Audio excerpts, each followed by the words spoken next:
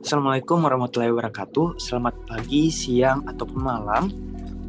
Sebelum kami menjelaskan, saya ingin berterima kasih dulu kepada dosen pengampu mata kuliah metodologi penelitian, yaitu Profesor Insinyur Subrair Nasir, MS PhD, dan juga Ibu Dr. Insinyur Haja Tri Kurnia Dewi, MSc, dan juga Bu Lia Cundari, SDMT.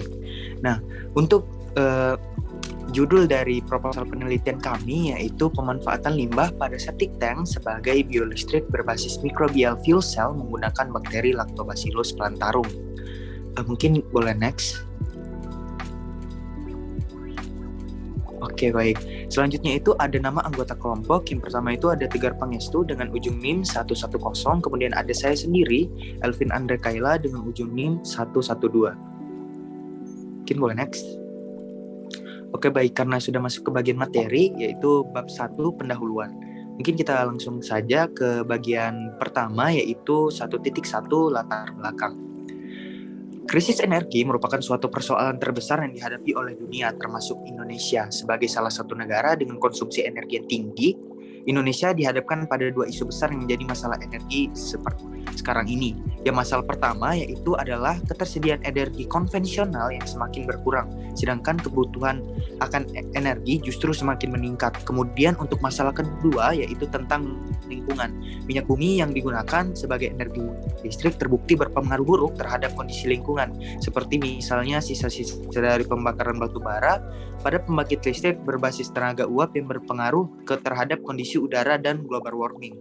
Kemudian untuk energi pembahasan yang sedang hangat-hangatnya yaitu ada yang namanya energi terbarukan, yang mana menjadi perbincangan di kalangan pegiat energi karena seolah menjadi jawaban dari persoalan-persoalan energi yang sudah kita bahas sebelumnya tadi. Salah satu dari energi terbarukan ini yaitu ada microbial fuel cell atau MFC, yang mana merupakan salah satu dari bentuk energi terbarukan yang ramah lingkungan dan dapat dijadikan sebagai sumber energi alternatif di masa yang akan datang ini. Mungkin boleh next. Oke, baik. Mungkin selanjutnya itu ke bagian rumusan masalah. Rumusan masalahnya sendiri yang pertama itu, apakah septic tank merupakan salah satu pengolah atau penampung limbah air yang efektif untuk sekarang ini? Kemudian yang kedua itu, bagaimana cara MFC dapat menghasilkan listrik? Kemudian yang ketiga, apakah bakteri Lactobacillus plantarum efektif dalam menghasilkan listrik? Mungkin boleh next lagi. Untuk tujuan penelitiannya itu yang pertama yaitu untuk mengetahui apakah septic tank efektif dalam pengolahan air limbah. Kemudian yang kedua itu untuk mengetahui cara MFC menghasilkan listrik. Kemudian yang ketiga itu untuk mengetahui apakah Lactobacillus plantarum tadi efektif untuk menghasilkan listrik dalam proses MFC. Mungkin boleh next. Oke, selanjutnya di hipotesa. Oke, saya persilakan ke presiden. Hipotesa.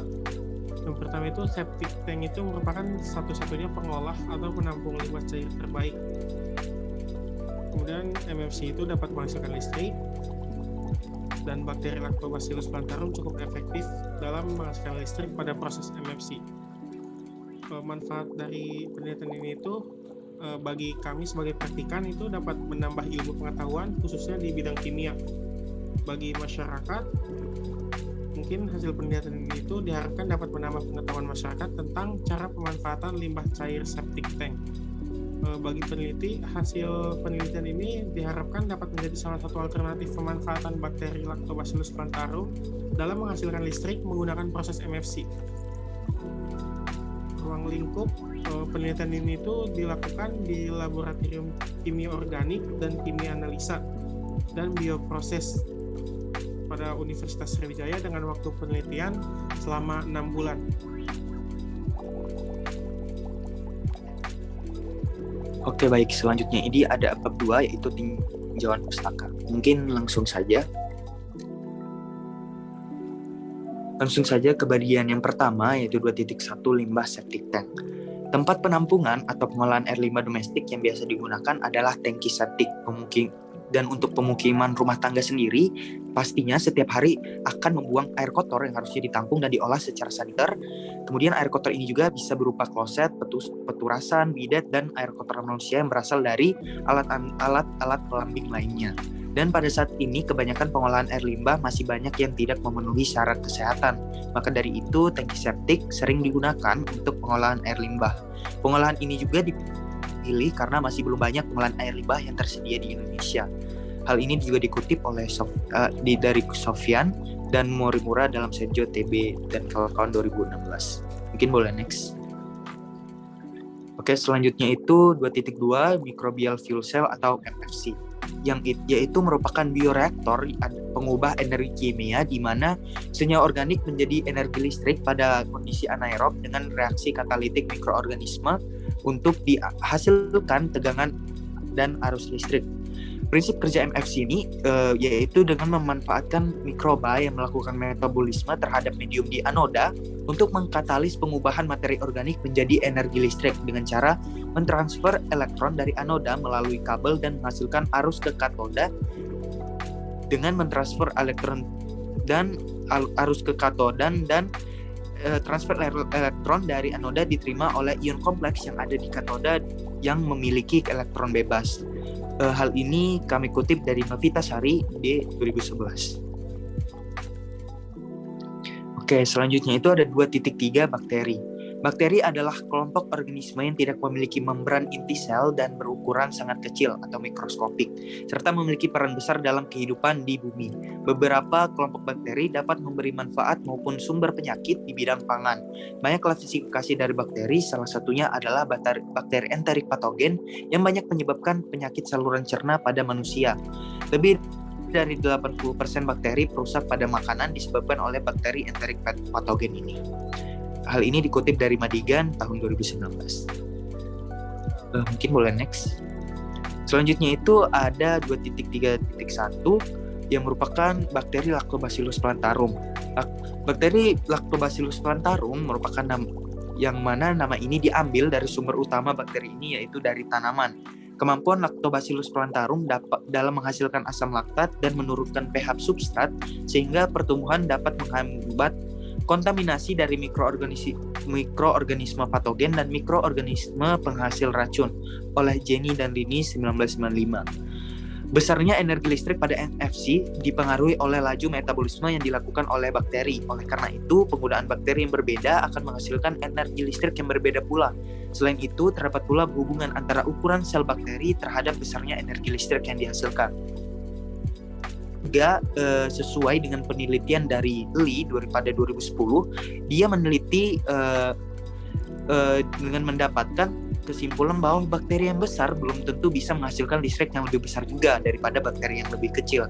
Fenomena ini diakibatkan oleh perbedaan densitas bakteri yang terdapat di sekeliling elektroda, di mana bakteri yang lebih kecil dapat lebih banyak melakukan kontak dengan elektroda, yang mana semakin banyak melakukan kontak, maka energi listrik yang dihasilkan pun juga semakin banyak. Mungkin boleh next.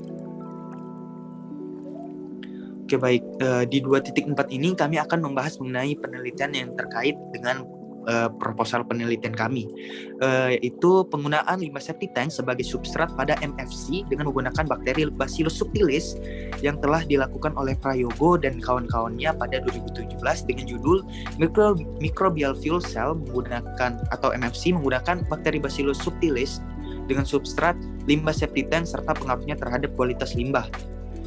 Dalam beberapa penelitian telah membuktikan bahwa bakteri B subtilis ini dapat menghasilkan listrik melalui microbial fuel cell atau MFC, yang mana dilakukan inokulum B subtilis lalu diinokulasi ke bioreaktor berisi limbah septic tank steril dengan 4 konsentrasi berbeda, yaitu 0%, 1%, 2%, dan 3%.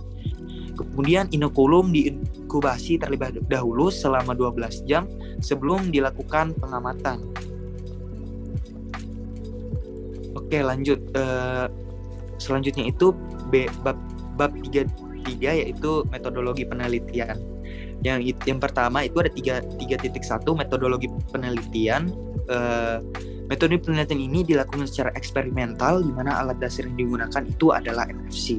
Kemudian mungkin saya akan menjelaskan sedikit mengenai cara kerja dari MFC ini sendiri, yaitu bakteri yang akan ditaruh di bagian ruang anodik, yang mana bakteri yang berada di dalam ruang anodik ini akan menempel pada elektroda anoda dan akan mengoksidasi senyawa organik dalam cairan septic tank tadi sehingga memproduksi proton dan elektron serta karbon dioksida sebagai produk dari oksidasinya. Kemudian elektron dalam ruang anodik ditransfer ke katoda melalui sirkuit eksternal yang akan menghasilkan muatan eksternal listrik dan proton ditransfer melalui membran. Adapun reaksi yang terjadi pada katoda itu biasanya C6H12O6 plus H2O menjadi 6CO2 plus 24 elektron ditambah 24 H+.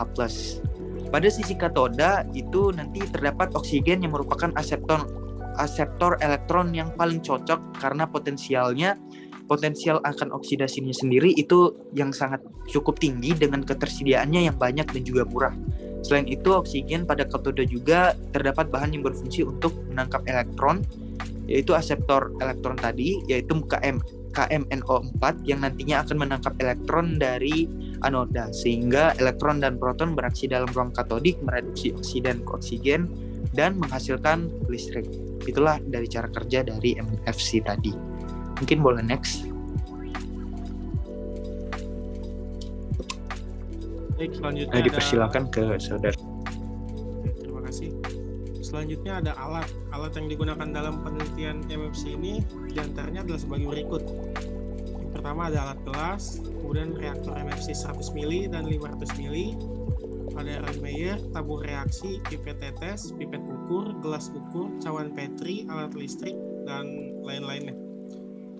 Selanjutnya untuk bahannya itu dalam penelitian ini kita menggunakan yang pertama ada kultur bakteri Lactobacillus plantarum, kemudian ada media GYP atau glukosa yeast protein, lalu ada larutan buffer fosfat 0,1 mol dengan pH 7, kemudian ada membran Nafion 117, diameternya itu 3-5 cm, kemudian ada Aquades, lalu ada larutan HCl, larutan NaOH, larutan H2O2 3%, lalu ada larutan H2SO4 1 mol, kemudian ada larutan K3Fe CN6 1 mol, dan yang terakhir ada larutan KMNO4 1 mol. Tempat dan waktu penelitiannya itu, kita melakukan penelitiannya itu di laboratorium Teknik Kimia Universitas Sriwijaya Indralaya pada waktu Agustus 2021 sampai Februari 2022. Untuk variabel penelitian itu, variabel tetapnya itu pada penelitian ini adalah banyaknya listrik yang dihasilkan saat proses MFC. Untuk variabel bebasnya adalah banyaknya jumlah bakteri yang dimasukkan dalam proses MFC, waktu operasi, variasi nilai OD, volume reaktor, larutan elektrolit, dan konfigurasi MFC. Untuk prosedur penelitiannya, ini terdiri dari preparasi alat elektrolisis dan mikroorganisme serta eksperimen MFC. Prosedur yang dilakukan adalah sebagai berikut. Yang pertama, disiapkan reaktor MFC dengan volume 100 mili. Kemudian kompartemen anoda diisi dengan larutan yang terdiri dari 20 mili. Kemudian inokulum bakteri dengan OD yang divariasikan 0,5, 0,6, 0,7 sebanyak 10 mili. Glukosa 50 mili, buffer fosfat 0,1 mol dengan pH 7 dan 20 mili Aquades. Kemudian di kompartemen katoda diisi dengan 50 mili larutan kalium ferricyanida 0,1 M dan 50 mili buffer fosfat 0,1 M dengan pH 7. Kemudian diukur arus listrik dan tegangan dengan menggunakan digital multimeter selama 3 jam dan diperoleh nilai optical density optimum. Kemudian preparasi alat elektrolisis. Sebelum digunakan pada sistem MFC, alat elektrolisis ini harus dipreparasi terlebih dahulu. Alat elektrolisis terdiri dari proton exchange membran dan elektroda. Berikut adalah alur dari preparasi alat elektrolisisnya. Pertama, proton exchange membran, kemudian didikan Aquades, lalu didikan H2O2 3%, kemudian dicuci dan direndam dalam Aquades. Kemudian ada preparasi alat mikroorganisme yang dilakukan berupa media GYP dan pembuatan inokulum Lactobacillus plantarum. Dengan cara menyiapkan medium GYP, kemudian inokulasi 1 jarum OC Lactobacillus plantarum, kemudian diinkubasi selama 48 jam. Untuk eksperimen MFC dilakukan pengukuran kuat arus dan tegangan untuk 4 variasi, yaitu nilai OD, waktu operasi, volume reaktor, dan larutan elektrolit. Berikut adalah beberapa daftar pustaka pada proposal penelitian ini. Saya kembalikan ke moderator. Oke, baik. Mungkin itu saja hasil dari presentasi dan proposal penelitian kami. Saya harap ini dapat menjadi proposal ini dapat menjadi lebih baik lagi. Terima kasih. Mohon maaf jika terdapat kekurangan dan Allah saya mohon ampun.